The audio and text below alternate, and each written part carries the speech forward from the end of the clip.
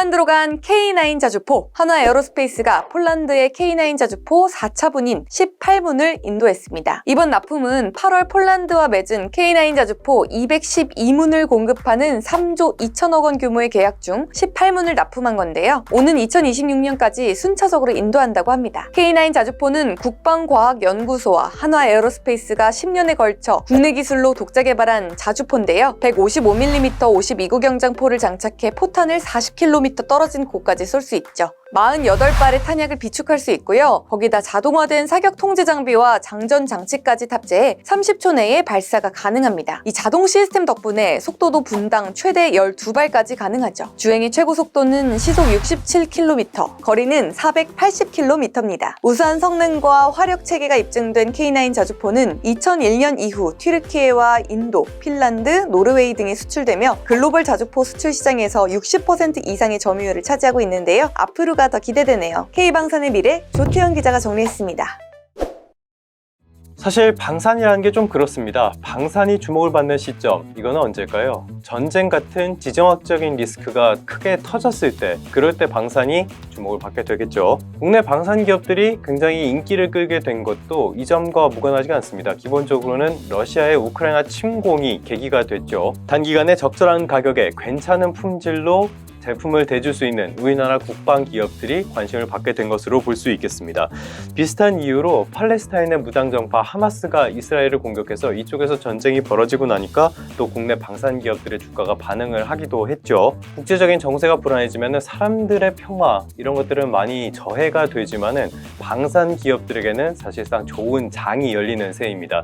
사실 방산 기업이라는 게 태생적으로 좀 그렇습니다. 방산 쉽게 이야기를 하는데 방산의 특징이 뭘까요? 이거는 수출입은행에서 나온 연구 보고서를 보면서 설명을 드리도록 하겠습니다. 일단은 방산의 기본적인 특징이라면은 고객이 정부라는 점을 들 수가 있겠죠. 민간 쪽의 수요도 있긴 하겠지만은 그렇다고 해서 우리가 현대 로템 같은 곳에 전화해서 우리 전차 한 대 필요하니까 한 대 주소 이렇게 이야기하지는 않잖아요. 민간 경제 상황에는 민감하지 않다는 뜻으로 볼 수 있겠습니다. 또 첨단 기술이나 정밀성이 필요해서 진입 장벽이 높긴 하지만요. 일단 진입만 하게 되면 정부를 상대로 하다 보니까요. 매출이나 수익성 측면에서 어느 정도는 안정적으로 갈 수 있다는 뜻이기도 합니다. 또 하나 특성을 들자면요. 오늘 나온 기사 한화 에어로스페이스가 폴란드에 납품한 K9 자주포 모두 18문이라고 합니다.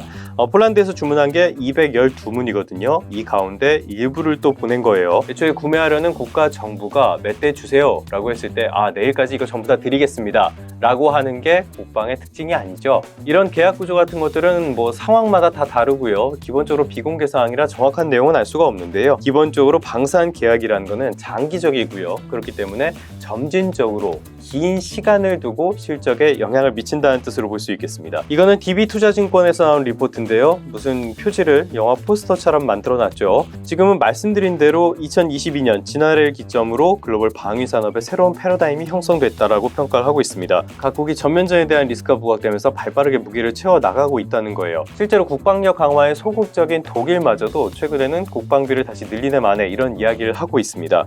이 말은 결국에는 방산 수요의 빠른 확대를 기대해 볼 수 있다는 뜻이죠. 여기에 또 하나 긍정적인 측면을 꼽자면은 정부의 지원을 꼽을 수가 있겠습니다. 윤석열 정부는 2027년까지 세계 4대 방산 수출국을 목표로 하고 있다고 해요. 지난해 한국 방산의 수출 수주 금액이 22조 원 규모였거든요. 이게 1년 전보다 2.4배 늘어난 수준입니다. 지금 추세가 이어진다면은 2027년에는 이게 한 30조 원 정도가 될 것으로 보고요. 그렇게 되면 세계 4대 방산 수출국은 현실화될 가능성이 매우 크다고 볼 수 있겠습니다. 여야도 한 목소리로 방산에 대한 정책금융 지원 확대 같은 것들을 이야기를 하고 있고요. 실질적인 지원, 정부와 국회의 지원이 이루어질 가능성이 큰 상황이다 라고 볼 수 있겠습니다. 방산이라는 게 기존의 수출 주력 상품들에 비해서 그렇게까지 덩치가 큰 산업은 아니지만요. 쏠쏠한 수출 효자 상품이 될 가능성은 충분히 있다 라고 볼 수 있겠습니다. 결론입니다. 방산을 이야기할 때마다 가슴이 조금 답답해지는 게요. 남의 불행이 마치 우리의 행복같이 느껴져서 그렇습니다.